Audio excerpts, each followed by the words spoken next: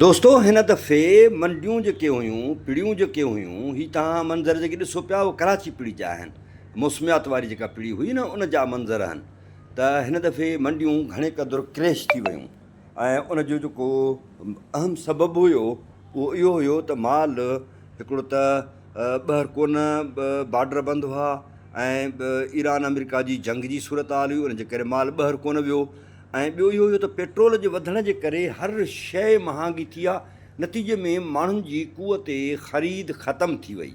उनजे करे हिन दफ़े जेके छेला लख 20,000 1,30,000 वञणु खपनि हा त उन्हनि छेलनि जो अघु जेको आहे सो उहो अघु 60,000 55,000 इन ते बीठो हुयो।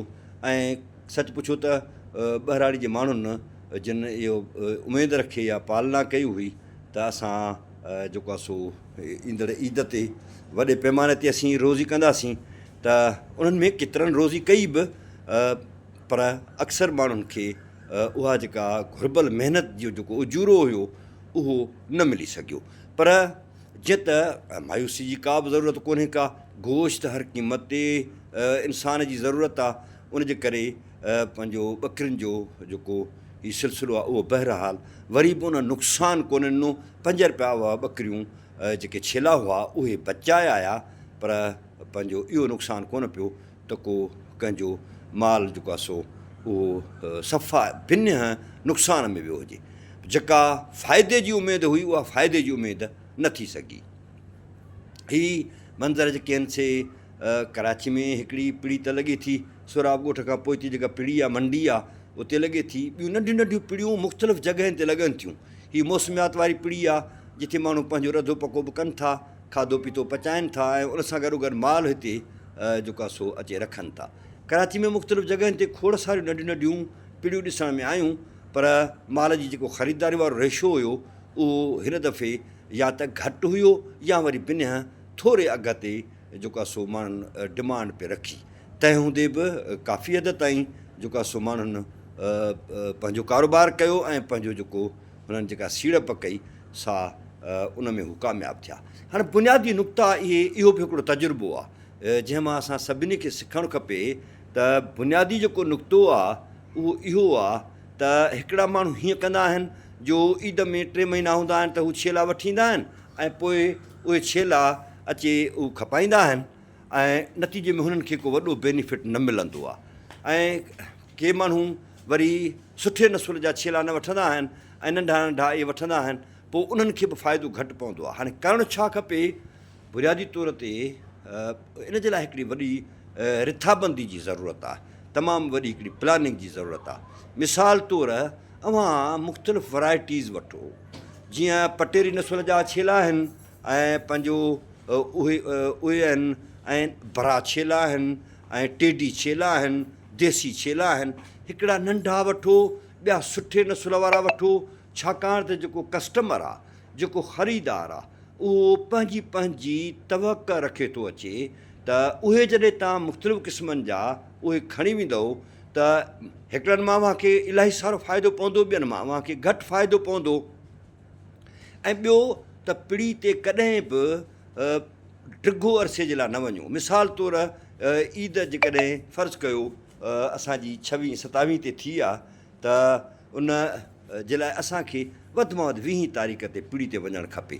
पर जेकॾहिं असीं अॻुवाट वञूं था, 15-20 ॾींहं अॻु में था वञूं त उनजी रिज़ल्ट इहा थी निकिरे त असां माल खे उते चारो ॾियणो थो पवे ऐं इन दौरान जंतर ऐं ॿियो जेको साओ चारो आहे उहो तमामु घणो महांगो थिए थो ऐं नतीजे में असांखे जेको फ़ाइदो पहुचे थो उहो फ़ाइदो असांजो गाह में हलियो थो वञे, उते रहाइश में हलियो थो वञे ऐं असां 1-2 माण्हू पाण सां गॾु पंहिंजो वर्कर वठी था वञूं, हिकिड़ो या 2, त उन जो असांखे खाधे पीते जो बंदोबस्तु करिणो पवे थो, पंहिंजे खाधे पीते जो बंदोबस्तु करिणो पवे थो। नतीजे में असांखे एतिरो घणो फ़ाइदो नथो पवे।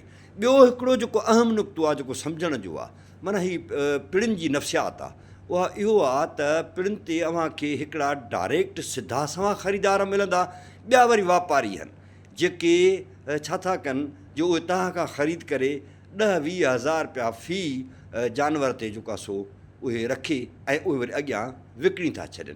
ॿियो वरी वापारियुनि जी हिकिड़ी नेटवर्किंग आहे, उते हिक ॿिए सां हू राब्ते में आहिनि, उनजी बाक़ाइदे हिकिड़ा ग्रुप आहिनि, उन्हनि ग्रुपनि वसीले हू जेको आहे सो सस्तो माल ख़रीद करे तमामु घणो महांगो खपाइनि था। उन जे लाइ कोशिशि अवां इहा करियो त तव्हां डायरेक्ट माल खपायो ऐं पंहिंजा कस्टमर पैदा करियो, जंहिंजे लाइ तव्हांखे ज़ाहिर आहे सोशल मीडिया जा मुख़्तलिफ़ प्लेटफॉर्म आहिनि, उन्हनि वसीले अव्हांखे पंहिंजी जेका हिसा उहो इश्तिहार ऐं तशरीह करणी पवंदी त असां वटि हेतिरा जानवर आहिनि, जानवरनि जा फ़ोटोज़, जानवरनि जूं वीडियोज़, इहे मुख़्तलिफ़ सोशल मीडिया जे प्लेटफॉर्म ते तव्हांखे रखणियूं पवंदियूं त तव्हां हुन मां कमाईंदो। जेतोणीकि मूं इब्तिदा में इहो चयो त क्रैश थियूं आहिनि मंडियूं, पर उन जे बावजूदि बि सच पुछो त को बि माण्हू नुक़सान में न वियो आहे।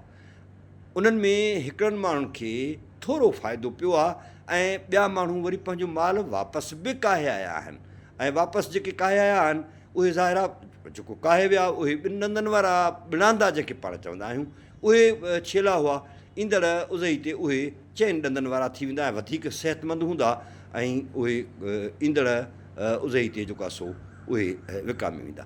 ॿियो असांखे इहो ख़्यालु रखणु खपे त असां छेलनि खे कोशिशि करे जेको आहे सो नंढे हूंदे ई खसी करे छॾियूं। खसी कबो त उहो वधीक सिहतमंद बि थींदो ऐं उते जेको वधीक अहमियत मिले थी पीढ़ी ते उहा खसी छेले खे थी मिले, छाकाणि त क़ुर्बानी जी ईद ते हू बेऐब जानवर हर माण्हू ख़रीद करण जी कोशिशि कंदो आहे। त ॿियो असांखे इहो करणु खपे। अच्छा, हाणे जेके माण्हू पंहिंजो माल मोटाए था अचनि ऐं उते खपाइनि नथा, त उन्हनि खे घुरिजे त पंहिंजा छेला ॿिए माल सां न गॾाइनि, घटि मां घटि 8 खां 10 ॾींहं उन्हनि खे अलॻि रखनि ऐं उन्हनि खे चेक कंदा रहनि, छाकाणि त पीढ़ी ते माल अचे थो त उते मुख़्तलिफ़ इलाइक़नि खां, सॼे मुल्क खां, सॼी सिंध खां उते माल पहुचे थो, त उते बीमारी जा बि जेके आहिनि से ख़दशा हुजनि था। नतीजे में पोइ इहो थो थिए त बीमारी उतां खां उहे तव्हां जेको मोटाए था अचो माल, त बीमारी उतां खां पखिड़िजे थी ऐं पोइ ते जेको तव्हांजो माल बीठल आहे उहो माल जेको आहे सो सॼो बीमारियुनि जे वर चढ़ी थो वञे। ॿकरियुनि जी बीमारी ॾाढी ख़तरनाक हुजे थी, उहा जॾहिं ॿकरियुनि में विचिड़े थी त पोइ सॼे धण जा धण हलिया वञनि था। तंहिं करे पीढ़ी जी नफ़्सियात खे सम्झणो पवंदो त पीढ़ियुनि ते ही वॾा जानवर आहिनि, उन्हनि मां बि केतिरा जानवर सस्ता विया, तमामु घणा सस्ता विया। 1.5 लख में जेको आहे सो ॿिड़ांदो जेकॾहिं तव्हांजो गाबो वञे त इहो माना सस्तो वियो। पर जेकॾहिं तव्हां पंहिंजो पालियो आहे, पंहिंजी फार्मिंग कई आहे ऐं ख़रीद न आहे कयो, त पोइ अव्हांखे उनजो फ़ाइदो आहे। ज़मीन जेकॾहिं अव्हां वटि पंहिंजी आहे तॾहिं बि अव्हांखे उनजो फ़ाइदो आहे। त अव्हांखे ईंदड़ वीडियोज़ में ऐं ईंदड़ वीलॉग्स जेके थींदा उन में तव्हांखे नफ़्सियात सम्झाए बि त तव्हांखे कीअं करिणो आहे, जेको ईद उल अज़हा जे लाइ जेको जानवरनि जी तयारी आहे उहा अव्हांखे कीअं करणी आहे। अव्हांखे गुज़ारिश थी कजे त महिरबानी करे रूमी गोट फार्म जे यूट्यूब चैनल खे सब्सक्राइब कयो, घंटी जे बटण खे दॿाए छॾियो, शेयर कयो, लाइक कयो ऐं कमेंट करे असांखां सुवाल करियो त जीअं असीं अव्हांजी रहनुमाई करे सघूं त ॿकरियुनि जी पालना कीअं करे सघिजे थी। उमेदु आहे त सदाईं ख़ुशि हूंदो, साथ सलामत, सिंध सलामत, ख़ुशि हुजो, आबाद हुजो।